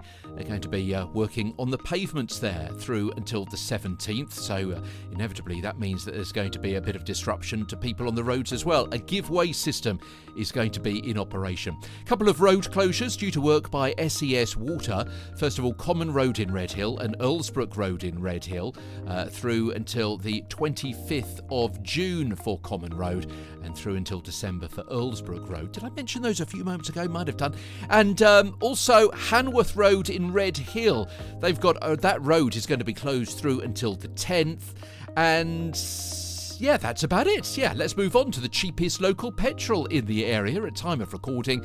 Again, £1.43.9 at Tesco Hookwoods. And on the trains, there's industrial action next week. It's by members of the Rail Union ASLEF. It affects Southern and Thameslink services on Tuesday, Great Western Railway on Wednesday. An overtime ban starts Monday through till Saturday the 11th, which may also affect your local services. Travel and weather and hidden treasure together. Yes, so Julie Beams is going to be with us from the Children's Trust shop, Bell Street in Reigate, in a few moments' time. First of all, here comes the weather, and starting off with the latest. Here we go, the latest stats from Professor Weather. Always looks back at the previous month when we move into a new one, and it does a bit of number crunching to work out what is the coldest. And anyway, here we go. He says, although it appears April was cold, it was exactly average for the month in Reigate. The maximum temperatures were lower, though, and the minimum temperatures higher, which added to our misconception. Okay. It was wet, with the equal highest rain days and much higher than average rainfall. It was also windy. Okay, that's the overview. Here come the stats. The mean average temperature for April was 10 degrees, and the average is 10 degrees. The mean maximum temperature, 14.7. The average is 16. The mean minimum temperature was 6. The average, 4.9. So less of a fluctuation. Air frosts, nil. The average is 2.3. Rain in April in the Planet Reigate area, 85.6 millimetres. That's the third highest for April. Rain days, 19. It's the equal highest. The average is 10. And wind, 49.6 miles an hour. There was a gust there with Professor Weather. Well, not with him, according to his anemometer. Cast aspersions on his overall health. Wind, 49.6 miles an hour gust, which is the highest that he's ever recorded in the Planet Reigate area. Yeah. And the forecast, sunny with a few areas of cloud on Saturday morning. Skies will widely clear going into the evening, allowing for extensive late brightness. Largely sunny on Sunday morning, but turning cloudier from the southwest during the second half of the day. Some rain is possible in places, partly cloudy on Monday with showers and rain, moving northeastwards by evening. Hidden Treasure on the Planet Reigate podcast. This week's Hidden Treasure item is by QED London. So it's new with tags. It's a dress that is predominantly black. Now you might think probably more destined for a winter outfit. However, this is such a striking piece. I think it could be worn any time of year. It is about knee length. It has 3/4 length sleeves and it has a sort of a ribbed neck. So like the top to a large jumper, not quite turtleneck. Now the tag that's still affixed says that it's style NL3828. Now I am not an aficionado of QED London's outfits, but it also says that it's XL. I would say that's probably a bit of an exaggeration on the size. I think much more comfortable for a size 12 to 14. Depends how fitted you wanted it. The colour then is described as black, red and white, so that betrays the fact that it isn't just a plain little black dress. It has a ribbed area around the bottom of it, a red stripe all around the base, above that is a white stripe, and then the red stripe repeats. In total, I would suggest that is about 3 to 4 inches of colourway, so it's a really distinctive end to the dress as such. The sleeves being 3/4 length have from the shoulder almost down to the end of that 3/4 length sleeve a 2-inch section, so right on the edge of the arm. It's a red background, but it has white stars, so those stars reach the full width of that sort of 2-inch band, so incredibly striking. It is described as 82% viscose and 18% nylon, so definitely full of stretch. It is one of those very special items from a generous gift aid donor who signed up to our scheme, meaning that the £20 price point for you to buy is actually worth an extra £5 on top at no cost to the donor or to the person purchasing it. So it's a tax efficient scheme that allows charities to claim monies back on tax that the original purchaser has already paid. So this is such a win-win piece. Hurry down to Bell Street. It will be in the window ready for Saturday morning. Purchase this item to support children with brain injury. This is the Planet Reigate podcast. Well, it was a packed show this week, wasn't it? Absolutely. And you know what? We got even more coming up next week in episode 35. Next week on the Planet Reigate podcast. It's a local church that has been seen all around the world in the smash hit 4 Weddings and a Funeral. And it's the anniversary of that film in a couple of weeks, 30 years. I've been to Betchworth to bring you the fascinating stories of the bits of the church you can see in the film but knew nothing about. More serious funerals as I get taken around the Nutfield Woodland burial site. You know where it is on the left as you drive up the hill and across from Redhill to Bletchingley. But did you know it's on what's actually called Pimlico Hill? And have you ever been through its gates? Our audio tour is in episode 35. And it's the big multi-sports day in Reigate this weekend. Our microphone will be there to bring you the sound of all sorts of sports for a report in next week's edition of the Planet Reigate podcast. That and a whole host of other features and stories from places you love and people you know. The 60-second soundscape. Local natural sounds. Uninterrupted. Yeah, before we go, at the end of the show, natural sounds from a place you know. And this week, serving coffees in a café in Redhill.